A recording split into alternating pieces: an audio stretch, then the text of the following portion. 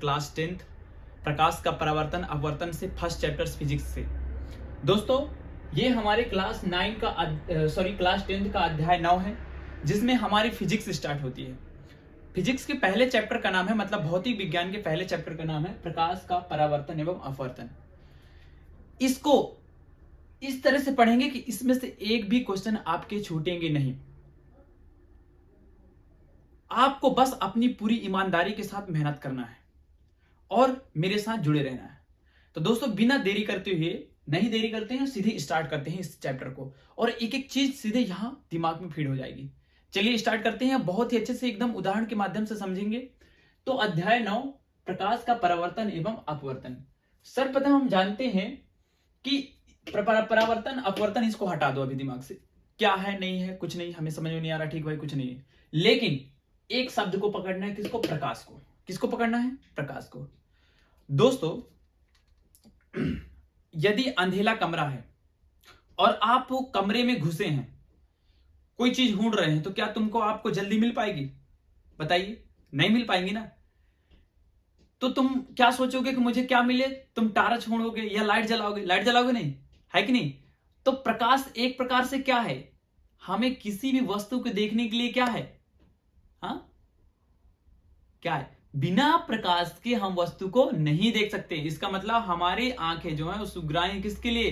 प्रकाश के लिए। यदि प्रकाश है तभी हमारी आंखें किसी चीज को देख सकती हैं। यदि प्रकाश नहीं है जीवन में तो हम कभी भी किसी को नहीं देख सकते। आज हम इसी प्रकाश के बारे में पढ़ेंगे और इस प्रकाश से विभिन्न प्रकार की घटनाएं घटित होती हैं। दोस्तों जैसे कि मेरे जीवन में बहुत सारी घटनाएं घटित होती हैं, आपके जीवन में घटित होंगी।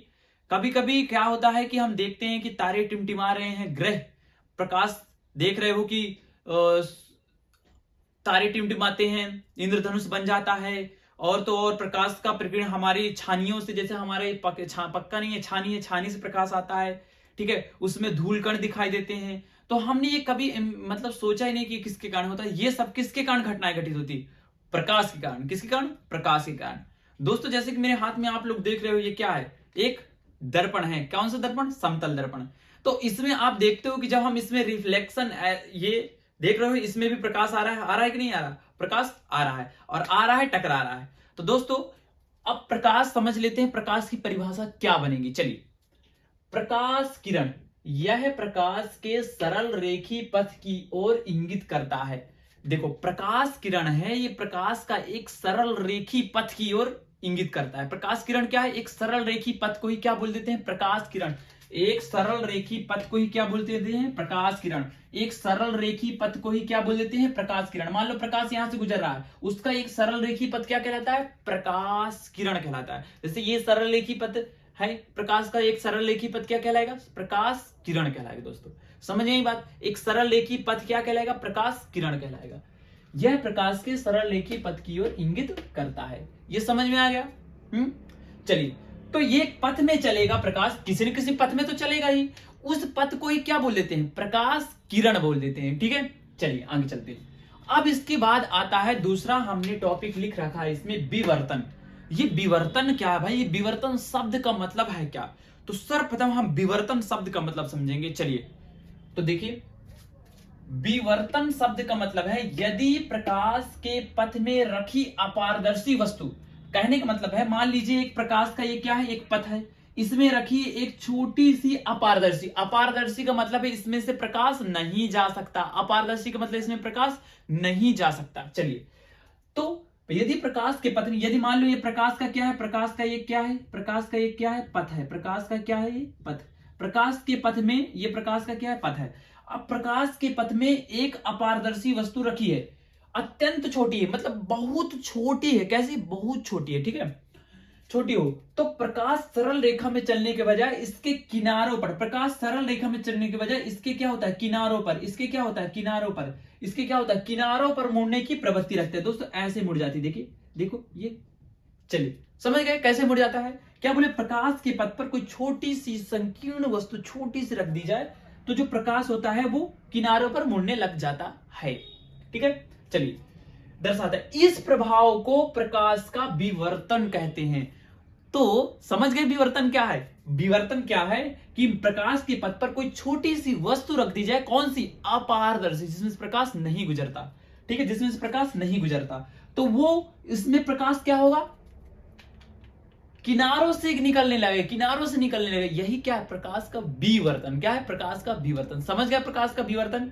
चलिए, आशा करता हूं दोस्तों आप सभी को है, मेरे प्यारे छात्रों, दोस्तों, भाई और बहनों, आपको बहुत अच्छे तरीके से विवर्तन और प्रकाश की किरण समझ में आएगी। प्रकाश की किरण कहते किसे हैं, ठीक है? चलिए आगे बढ़े। चलो अब हम जान लेते हैं, अब ये प्रकाश के दो प्रकार की घटनाएं घटित होती हैं, ठीक है? दो प्रकार की घटनाएं घटित होती हैं। उन दोनों घटनाओं से जो हमें चीजें मिलने वाली है उनको देखने वाले हैं। दोस्तों, प्रकाश का किसी वस्तु से जो अपवर्तन होगा और एक परावर्तन होगा। जैसे कि मैं यहां लिख रखा हूं प्रकाश का परावर्तन और प्रकाश का सॉरी, अभी हम अपवर्तन की बात नहीं करेंगे, अभी इसके बाद हम अपवर्तन के बारे में बात करेंगे। चलिए पहले जान लेते हैं किसके बारे में। प्रकाश पूरा हो गया। अब हम जानेंगे किसके? प्रकाश के परावर्तन के बारे में। किसके बारे में जानेंगे? प्रकाश के परावर्तन के बारे में। अभी हम अपवर्तन पर, आप अपवर्तन को यहां से निकाल दीजिए, ठीक है? पहले हम जानेंगे परावर्तन, अभी हम जानेंगे प्रकाश, ठीक है? आप चिंता नहीं लीजिए। चलो, परावर्तन क्या है? तो प्रकाश का परावर्तन किसे कहते हैं? चलिए यहां देखिए, जब प्रकाश की किरण किसी अपारदर्शी माध्यम से टकराती है तो टकराने के पश्चात वह वापस उसी माध्यम में लौट जाती है जिस माध्यम से आती है। इसे प्रकाश का परावर्तन कहते हैं। नहीं समझ में आया ना? बिल्कुल, अभी समझ में आएगा। देखिए, ये क्या है? प्रकाश की किरण है। ये क्या है? प्रकाश की किरण। दिख रहा है आपको? प्रकाश की क्या है? किरण है। देखिए, ये क्या है? प्रकाश की किरण है। ये आपतित है। आपतित क्या है? आपतित मतलब आने वाली। आपतित किरण का मतलब आने वाली। और ये परावर्तित किरण है। परावर्तित किरण का मतलब टकरा कर वापस जाने वाली। टकरा कर वापस जाने वाली। देखो, प्रकाश की किरण ये है आपतित किरण, और टकरा कर वापस जाने वाली क्या बोलते हैं? परावर्तित किरण। ये आपतित किरण, टकरा कर वापस जाने वाली क्या बोलते हैं? परावर्तित किरण। और ये है अपना क्या दोस्तों? परावर्तक पृष्ठ। क्या है? परावर्तक पृष्ठ। क्या है ये? परावर्तक पृष्ठ। क्या है दोस्तों? परावर्तक पृष्ठ। अब सुनिए एकदम ध्यान लगा के, ये है परावर्तक पृष्ठ, ये है प्रकाश की किरण। ये यहां से आने वाली किरणों को क्या बोलते हैं? परावर्तक पृष्ठ की ओर आने वाली किरणों को क्या बोलते हैं? आपतित किरण। क्या बोलते हैं? आपतित किरण। और टकरा कर वापस उसी माध्यम, देखो जिस माध्यम से आई है उसी माध्यम से, जितने एंगल पर आई है उतने ही एंगल पर वापस जा रही है। इसकी खास बात है, जितने एंगल से वो टकराती है उतने एंगल से वापस जा रही है। परावर्तित किरण, आपतित किरण, परावर्तित किरण। और दोस्तों यहां बीच में एक डॉट डॉट करके एक डंडा दिख रहा होगा, इस डंडा को बोलते हैं अभिलंब। क्या बोलते हैं? अभिलंब। क्या बोलते हैं? अभिलंब। तो अब ये आपतित किरण से जो कोण बना है उसे बोलते हैं आपतन कोण। क्या बोलते हैं? आपतन कोण। इसी प्रकार जो परावर्तित किरण से जो कोण बना है उसे बोलते हैं परावर्तन कोण। क्या बोलते हैं? परावर्तन कोण। दोस्तों, इस प्रकार से आपको परावर्तन समझ में आया होगा। एक बार और चलिए, प्रकाश की किरण जब किसी परावर्तक पृष्ठ पर टकराती है तो टकराने के पश्चात वापस उसी माध्यम में लौट जाती है। परावर्तित किरण क्या है? देखो, आपतित किरण इसमें टकराई परावर्तक पृष्ठ पर, फिर क्या होगी? लौट गई। जो लौटी उसे क्या बोलेंगे? परावर्तित किरण। इस प्रकार दोस्तों ये सभी जो है आप समझ गए होंगे कैसे है। ये परावर्तक पृष्ठ, ये जहां टकरा रही इसे बोलते हैं आपतन बिंदु। एक एक चीज को सीधे यहां फीड करना है। जो आ रही उसे आपतित किरण, जो टकरा के वापस निकल रही उसे परावर्तित किरण। उनसे जो कोण बन रहा है, जैसे आपतित किरण से कोण बन रहा है आपतन कोण, और परावर्तित किरण से कोण बन रहा है परावर्तन कोण। समझ गए ये? आगे चलें, ठीक है? तो आएगा दोस्तों सीधे 4 नंबर में। पक्का है कि ये आपका छूटने नहीं वाला है, ये भरोसा रखिए। अब सुनिए, एक प्रयोग देख लीजिए। ये शीशा तो लिया हूं, जैसे कि इसमें आप देख रहे होंगे, इसमें कोई चीज टकरा रही है और देख रहे हो इसका ये टकराने के पश्चात यहां जा रही है। तो ये जितने एंगल पर टकरा रही होगी इससे किरण, उतनी एंगल से लौट रही होगी। समझ में आई बात? चलिए आगे चलते हैं। अब इसके नियम जान लेते हैं। परावर्तन के नियम क्या है? पहले परिभाषा आती है, फिर हमने उसका डायग्राम पढ़ लिया कैसे होता है। अब हम इसके क्या जानेंगे? नियम जानेंगे। क्या जानेंगे? नियम। चलिए नियम एक एक करके जानते हैं। पहला नियम है आपतन कोण परावर्तन कोण के बराबर होता है। कहने का मतलब है ये जो आपतन कोण है दोस्तों, मेरे प्यारे छात्रों, ये जो आपतन कोण है ये परावर्तन कोण के बराबर होता है। क्या होता है? बराबर होता है। क्या होता है? बराबर होता है। पहला नियम आप देख भी सकते हैं, जितने एंगल पर टकरा रही वापस लौटने वाली किरण उतने ही एंगल से लौट रही है कि नहीं?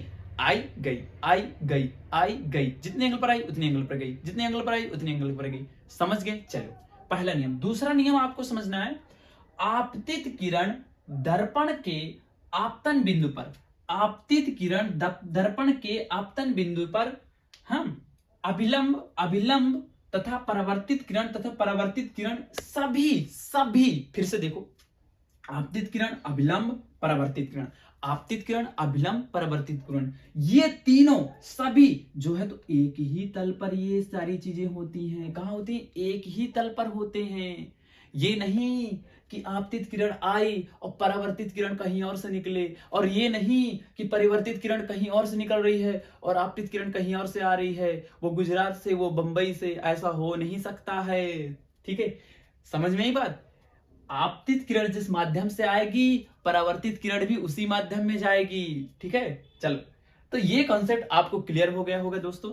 तो कृपया करके इस वीडियो को लाइक करें और ज्यादा से ज्यादा शेयर करें, और मैं इसमें अपनी पूरी जान झोंकने वाला हूं, बहुत अच्छे तरीके से पढ़ाने वाला दोस्तों। तो कृपया करके इस भाई को सपोर्ट करें और मेरे साथ आप लोग एकदम पूरी निष्ठा के साथ मेहनत करें। मैं गारंटी के साथ बोलता हूं, यदि आप मन लगा के मेहनत करेंगे तो आप अच्छा स्कोर करेंगे दोस्तों। जय हिंद, जय भारत। चलो तो मिलते हैं नेक्स्ट वीडियो पर। अब इसके आगे पढ़ेंगे हम क्या? अपवर्तन। क्या पढ़ेंगे? अपवर्तन। चलिए मिलते हैं।